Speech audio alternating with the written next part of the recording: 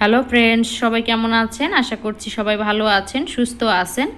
ঘরোয়াভাবে আমি কিভাবে ফ্রাইড রাইসটা রেডি করি আর আজকে কিভাবে ফ্রোজেন করা সবজি দিয়ে ফ্রাইড রাইসটা রেডি করে নিলাম সেটি আপনাদের সাথে শেয়ার করছি। আশা করছি পুরো ভিডিওটি জুড়ে আমার সাথেই থাকবেন। তো চলুন মূল প্রসেসে চলে যাই।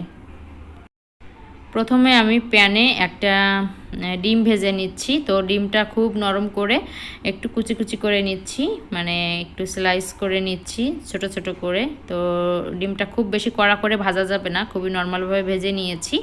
আর এই তো এখানে আমি চাল নিয়েছি 1 কেজি পরিমাণে। তো এই চালটা 1 কেজি পরিমাণে নিয়েছি আর আমি এখানে জল ব্যবহার করব 2 কেজি পরিমাণে, মানে ডাবল জল ব্যবহার করব। আর জলটা অবশ্যই কুসুম গরম হতে হবে। তো আজকে আমি ভাত পোলাওটা রেডি করব রাইস কুকারে।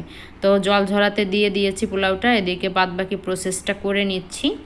তো প্যানে আমি তেল দিয়ে দিলাম আর কিছু রসুন কুচিও করে নিয়েছি।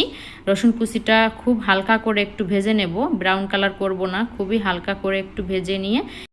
তো ফ্রোজেন করা সবজি এখানে গাজর, ফুলকপি, সিম, পেঁয়াজকালি। তো এগুলা এভাবে করে দিয়ে দিয়েছি সরাসরি বের করে, আর আগে থেকে বের করেও দেওয়া যেতে পারতো। তো আমি সরাসরি এভাবে করেই দিয়েছি। তো একটু নাড়াচাড়া করে নিচ্ছি। তো এ পর্যায়ে কিন্তু চুলার আঁচটা একদমই হাই ফ্লেমে রয়েছে। তো এভাবে করে এখন আমি ঢাকা দিয়ে দেব কিছুক্ষণের জন্য, যত সময় না সবজিটা ছাড়িয়ে যাচ্ছে। এই যে সবজিটা ছাড়িয়ে গেছে আর দেখতে পাচ্ছেন অনেকটা জলও ঝরে গেছে। তো এভাবে করে খোলা রেখে এখন আমি জলটা টানিয়ে নেব। আর চুলার আঁচটা কিন্তু হাই ফ্লেমে রেখেছি। যদি লো ফ্লেমে থাকে তাহলে কিন্তু সবজিটা বেশি গলে যাবে, যেহেতু সবজিটা আগে থেকেই একটু সিদ্ধ করে নেওয়া। তো এই তো এখন কিছু কাঁচামরিচ দিয়ে দিলাম আর একটু লবণ দিয়ে দিলাম। তো সবজিটা আরও একটু সময় আমি ভেজে নেব।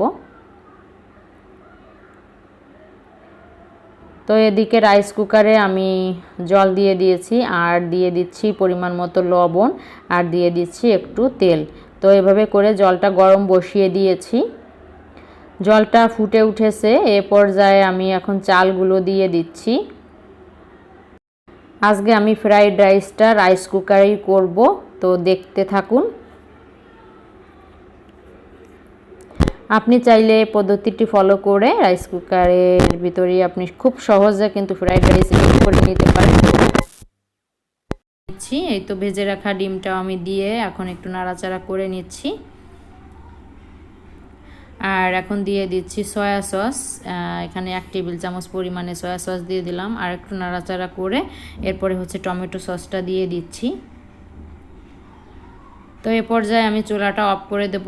আর ওদিকে কিন্তু আমার রাইসটাও রেডি হয়ে গেছে, কিছুক্ষণ হলো। তো ভাপের দমে রয়েছে আর কি। তো এই যে একদম সুন্দর ঝরঝরা হয়েছে। তো আমি একটু দেখে নিচ্ছি, তো দেখলাম রাইসটা একদম ঠিকঠাক আছে।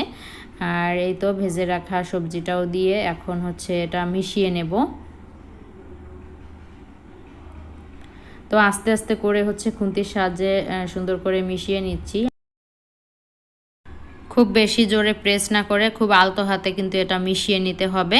তো দেখতে পেলেন খুব সহজে কিন্তু ঝটপটভাবে আমার ফ্রাইড রাইসটা রেডি হয়ে গেল। এভাবে করে আপনিও করতে পারেন। তো আশা করছি আজকের ভিডিওটি অনেক অনেক ভালো লাগবে আপনাদের কাছে। ভালো লাগলে চ্যানেলটি সাবস্ক্রাইব করতে ভুলবেন না। সবাই ভালো থাকবেন, সুস্থ থাকবেন। ধন্যবাদ।